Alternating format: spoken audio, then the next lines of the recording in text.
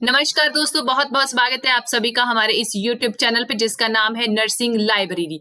तो इस वीडियो में आज हम करने वाले हैं हाइपोग्लाइसीमिया। तो जो हाइपोग्लाइसीमिया है एक कंडीशन ऐसी होती है जब हमारे ब्लड में ग्लूकोज का शुगर का लेवल डिक्रीज हो जाता है, तो उस कंडीशन को हम लोग कहते हैं hypoglycaemia. Hypo means decrease, gly means glucose, caemia means in the blood. Hypoglycaemia, जब ब्लड में ग्लूकोज का लेवल डिक्रीज हो जाएगा तो उस कंडीशन को हम लोग कहेंगे हाइपोग्लाइसीमिया। तो आप यहाँ पे इमेज में देख सकते हैं कि जो नॉर्मल हमारी ब्लड सर्कुलेशन होती है उसमें जो ग्लूकोज है उसका जो फ्लो रहता है वो ऐसा रहता है। जो ये व्हाइट वाला पोर्शन है ये किसको डोनेट कर रहा है? हमारे ब्लड में ग्लूकोज को डोनेट कर रहा है कि ये वाले पार्टिकल्स जो फ्लोट कर रहे हैं हमारी ब्लड सर्कुलेशन में ये ग्लूकोज को डोनेट कर रहे हैं। ये नॉर्मली जो हमारे ब्लड सर्कुलेशन में जो ग्लूकोज होता है वो 70 से लेके 110 mg पर डेसीलीटर तक होता है नॉर्मल ग्लूकोज का लेवल हमारी ब्लड सर्कुलेशन में।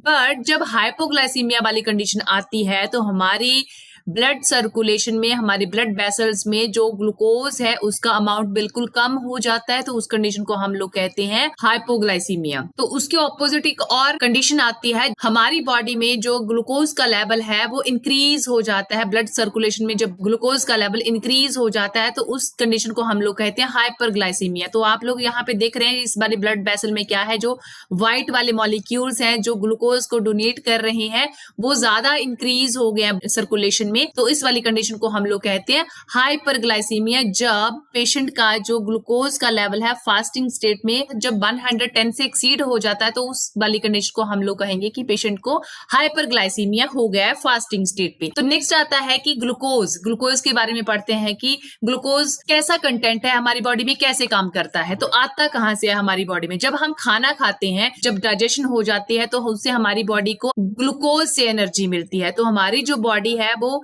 कहां से एनर्जी लेती है? मेनली बेसिकली ग्लूकोज से। खाना खाने के बाद हमारी ब्लड सर्कुलेशन में ग्लूकोज जाता है और इंसुलिन की हेल्प से जो वो हमारे ब्लड सेल्स तक चला जाता है। जितना कंज्यूम करना होता है हमारी बॉडी ने वो जो हमारी बॉडी सेल्स होते हैं कंज्यूम कर लेते हैं ग्लूकोज को, बट जो एक्स्ट्रा का ग्लूकोज होता है वो ग्लूकोज जो है वो हमारे लेबर और हमारे मसल्स में जाके स्टोर हो जाता है ग्लाइकोजन की फॉर्म में। तो जब हम फास्टिंग पे होते हैं, जब स्टारवेशन स्टेट में होते हैं तो ये वाले ग्लाइकोजन जो है वो टूट के फिर से ग्लूकोज बनाते हैं जिससे हमारी बॉडी में ग्लूकोज के लेवल को फिर से बढ़ा देते हैं। तभी तो अगर किसी दिन फास्ट रखते हैं तभी तो हमारी बॉडी को एनर्जी मिलती है। वो कहाँ से मिलती है? ग्लाइकोजन से एनर्जी मिलती है जो हमारे किसके पास है? लिवर और बॉडी मसल्स के पास स्टोर होते हैं एज अ ग्लाइकोजन की फॉर्म में।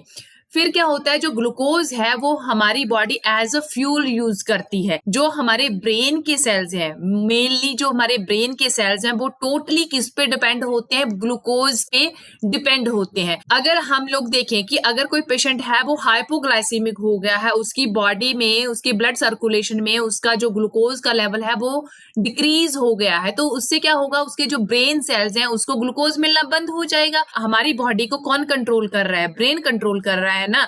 तो फिर क्या होगा? अगर ब्रेन को ही एनर्जी नहीं मिलेगी तो हमारी बॉडी के जो सब फंक्शन है वो बिगड़ जाएंगे, वो प्रॉपरली वर्क नहीं करेंगे। तो जो पेशेंट है वो कैसा फील करेगा? उसको ऐसा लगेगा कि मुझे चक्कर आ रहे हैं। ये वाली सिम्टम्स क्यों अपीयर होते हैं? क्योंकि उसके ब्रेन के जो सेल्स हैं उनको ग्लूकोज नहीं मिल रहा, उनको एनर्जी नहीं मिल रही। इससे वो जो ब्रेन है वो अपना काम करना धीरे धीरे स्लो कर देता है, इसलिए हमारी बॉडी में ये सारे सिम्टम्स अपीयर होते हैं। जब सीवियर हाइपोग्लाइसीमिया हो जाता है पेशेंट को, जब पेशेंट के ब्लड में ग्लूकोज का लेवल 50 से भी कम हो जाएगा तो उस कंडीशन को हम डेंजरस कंडीशन कहते हैं, जिसे हम क्योंकि उस टाइम पे हमें पेशेंट को हॉस्पिटलाइज करना बहुत ज्यादा जरूरत रहेगी। हमें उस टाइम पे पेशेंट को हॉस्पिटलाइज करने, क्योंकि जो ग्लूकोज है उसका लेवल बहुत कम हो गया है, पेशेंट में फेटल कंडीशन अराइज कर दे। मिलेगा तो हमें पेशेंट को जल्दी से जल्दी क्या करना है, हॉस्पिटलाइज करना है। तो ये था हाइपोग्लाइसीमिया के बारे में कि हाइपोग्लाइसीमिया क्या होता है।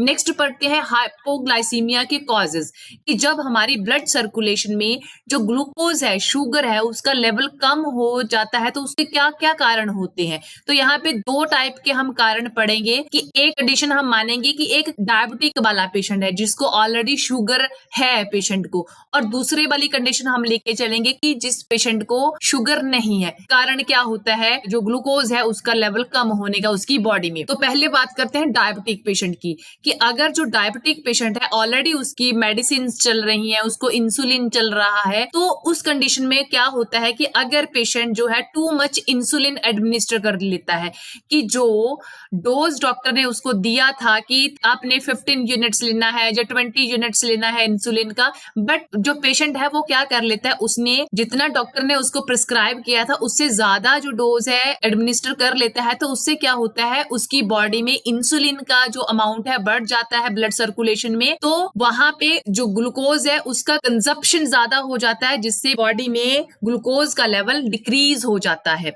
नेक्स्ट है टू मच डायबिटिक मेडिकेशन। अगर पेशेंट जो है, जो डायबिटिक है, वो डायबिटिक मेडिकेशंस ले रहा है, जैसे मेटफॉर्मिन हो गया, सल्फोनिलुरेस हो गया, अगर ये वाली जो वो मेडिसिन यूज कर रहा है, तो अगर उसने एक्सेस अमाउंट में ले ली, ओवरडोज कर लिया, तो भी ये कारण बनता है हाइपोग्लाइसीमिया का एक पेशेंट में, कि उसका जो ब्लड में ग्लूकोज है उसके लेवल को वो डिक्रीज कर देंगी ये सब मेडिकेशंस। नेक्स्ट आता है कि excessive more than usual without eating और डिले मील्स, कि अगर वो पेशेंट क्या कर रहा है, एक्सेस में एक्सरसाइजेस कर रहा है, कुछ खा नहीं रहा, उसका ईटिंग पैटर्न जो है वो प्रॉपर नहीं है, तो उससे क्या होगा, उसकी ब्लड में जो सर्कुलेशन है ग्लूकोज का वो कम हो जाएगा, जिससे पेशेंट जो है हाइपोग्लाइसीमिक हो जाता है। डिले स्किपिंग मील्स, वही बात आ गई, अगर पेशेंट है उसके ईटिंग पैटर्न ठीक नहीं है, वो खाना टाइम पे नहीं खा रहा है, मील्स को स्किप कर रहा है, तो जिससे उसकी ब्लड सर्कुलेशन है उसमें शुगर का लेवल है, ग्लूकोज का लेवल है, वो कम हो जाता है।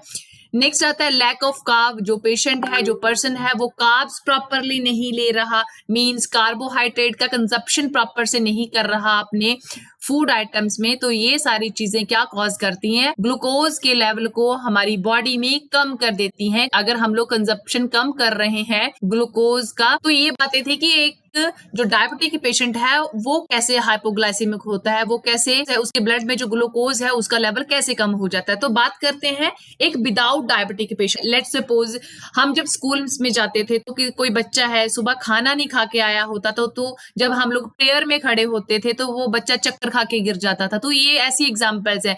ऐसा मोस्टली क्यों होता है कि जो बच्चे थे, या हम लोग भी हैं, तो अगर हम लोग प्रॉपर खाना नहीं खा रहे, टाइम टू टाइम खाना नहीं ले रहे, जहाँ स्किप कर रहे हैं अपने फूड को, उससे क्या होता है कि हमारी बॉडी जो है उसको प्रॉपर ग्लूकोज नहीं मिलता, हमारी बॉडी सेल्स को ग्लूकोज नहीं मिलता, जिससे हमारी बॉडी के जो सेल्स हैं, मेनली जो ब्रेन है, उसको एनर्जी नहीं मिलती, क्योंकि जो हमारा ब्रेन है वो तो टोटली डिपेंड है ग्लूकोज पे। अगर ब्रेन को एनर्जी नहीं मिलेगी तो हमें चक्कर जैसे फील जरूर होंगे। तो इसका यही कारण होता है, जब हमें चक्कर आते हैं तो ग्लूकोज हमारी बॉडी में कम हो जाता है। दूसरा कारण भी यहाँ पे यही आता है कि अगर हम लोग एक्सेस में एक्सरसाइज कर रहे हैं, रनिंग कर रहे हैं, खाना हम लोगों ने खाया नहीं है बट हम लोग एक्सरसाइज करे जा रहे हैं, रनिंग करे जा रहे हैं, तो ये सारी चीजें क्या कॉज करती हैं, हाइपोग्लाइसीमिया कॉज करती हैं। नेक्स्ट है सम मेडिकेशन। जैसे कोई पेशेंट है वो कंजप्शन कर रहा है कुछ मेडिकेशन की, जो उसके इंटरनल बॉडी पैटर्न पे इफेक्ट करता है, उसके इंटरनल ऑर्गन्स पे इफेक्ट करता है, तो ये सब चीजें क्या कर सकती हैं, उसके बॉडी में उसकी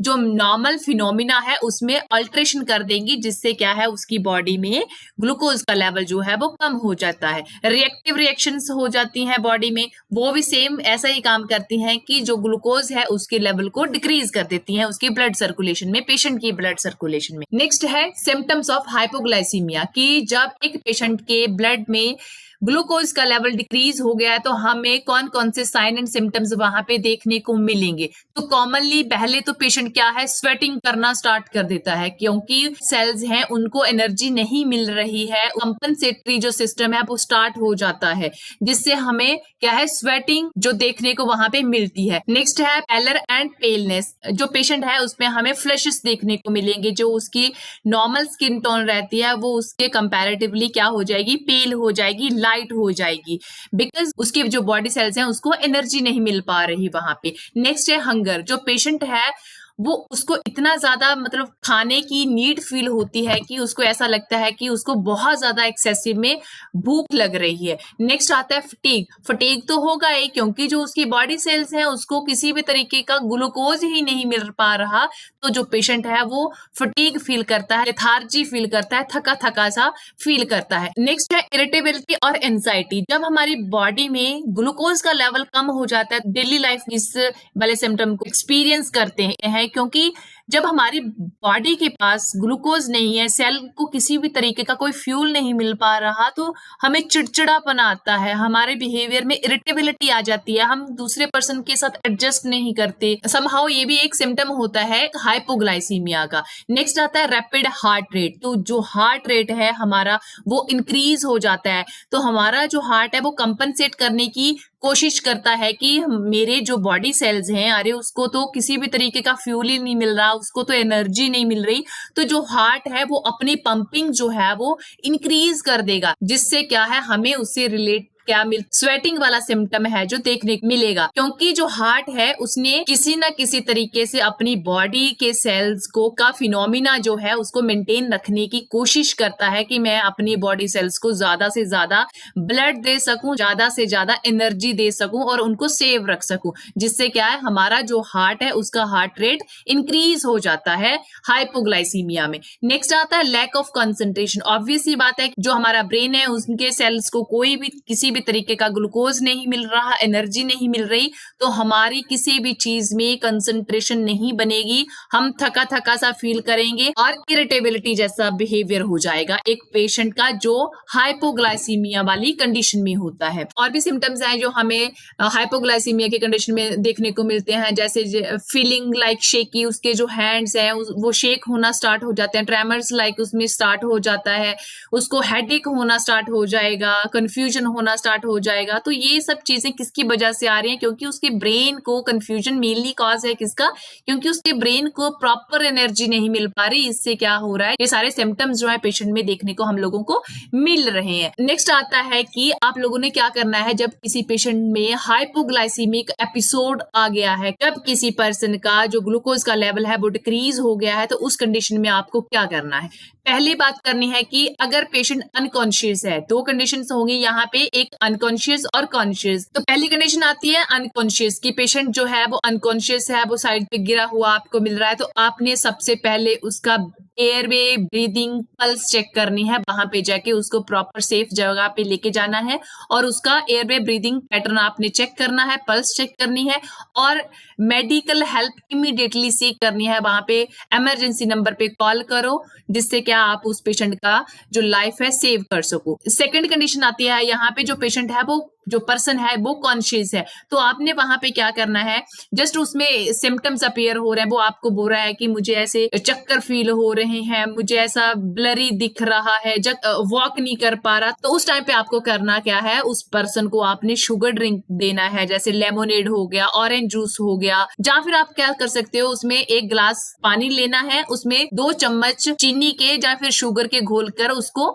दे देने हैं, उस पर्सन को पिला देने हैं, जिससे ग्लूकोज जो है ब्लड सर्कुलेशन में कम हुआ है उसको आप ठीक कर सको। तो क्या करना है कि जब पेशेंट फुली कॉन्शियस हो जाएगा तो आपने क्या करना है, उसको सजेस्ट करना है कि आप सैंडविच और पीस ऑफ फ्रूट क्या है खा सकते हो, जिससे आप जो आपकी ग्लूकोज है ब्लड सर्कुलेशन में वो ठीक हो जाए, उसका लेवल जो है नॉर्मल। और आपने उसको एडवाइस करना है कि अगर आपको ये वाले एपिसोड्स देखने को मिल रहे हैं तो आपको डॉक्टर को जरूर दिखाना चाहिए, मेडिकल जो एडवाइस है वो जरूर लेनी चाहिए। तो नेक्स्ट आता है मैनेजमेंट, कि अगर आपके पास कोई पेशेंट आता है उसका ग्लूकोज लेवल कम हो गया है, तो कॉन्शियस है और अनकॉन्शियस है, तो आपने इन दोनों स्टेट्स में पेशेंट की जो केयर है वो कैसे करनी है। लेट्स सपोज पेशेंट का जो ग्लूकोज लेवल है वो अभी जस्ट बिलो 70 mg पर डेसीलीटर ही गया है, तो नॉर्मल था 70 से लेके 110 mg पर डेसीलीटर, अगर 70 से थोड़ा सा कम गया है तो हम उसको खाने पीने की चीजें दे के उसको ठीक कर सकते हैं। जब पेशेंट की कंडीशन जो है वो स्टेबल होगी,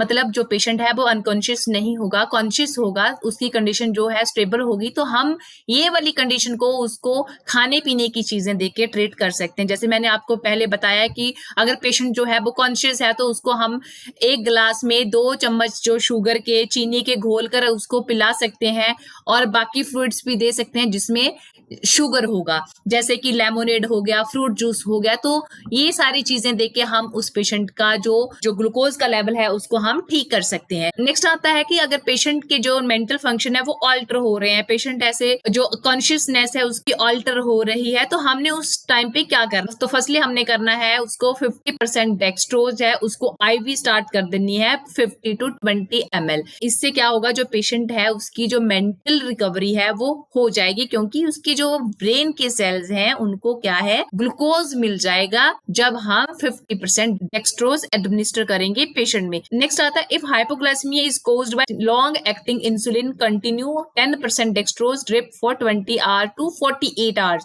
तो अगर वहां पे आपको कॉज पता चल जाता है कि पेशेंट जो है वो लॉन्ग एक्टिंग इंसुलिन ले रहा है, लॉन्ग एक्टिंग जो इंसुलिन है जिसका इफेक्ट 12 घंटे से ज्यादा देखने को मिलता है, अगर पेशेंट जो है वो लॉन्ग एक्टिंग इंसुलिन यूज कर रहा था उसकी वजह से पेशेंट में हाइपोग्लाइसीमिया देखने को मिल रहा है, तो हमने उस कंडीशन में क्या करना है, एज अ नर्सिंग ऑफिसर 10% जो डेक्सट्रोज है उसकी ड्रिप जो है उसको स्टार्ट कर देनी है। कितने टाइम तक, 24 घंटे से लेके 48 घंटे तक हमने उसको कंटिन्यू रखना है 10% डेक्सट्रोज को। नेक्स्ट आता है कि अगर हमारे पास आईवी एक्सेसिस डिफिकल्ट है, पेशेंट को हम आईवी नहीं लगा सकते हैं, तो पेशेंट हाइपोग्लाइसीमिया वाली कंडीशन में है, तो हम वो वाली कंडीशन को कैसे ट्रीट करना है।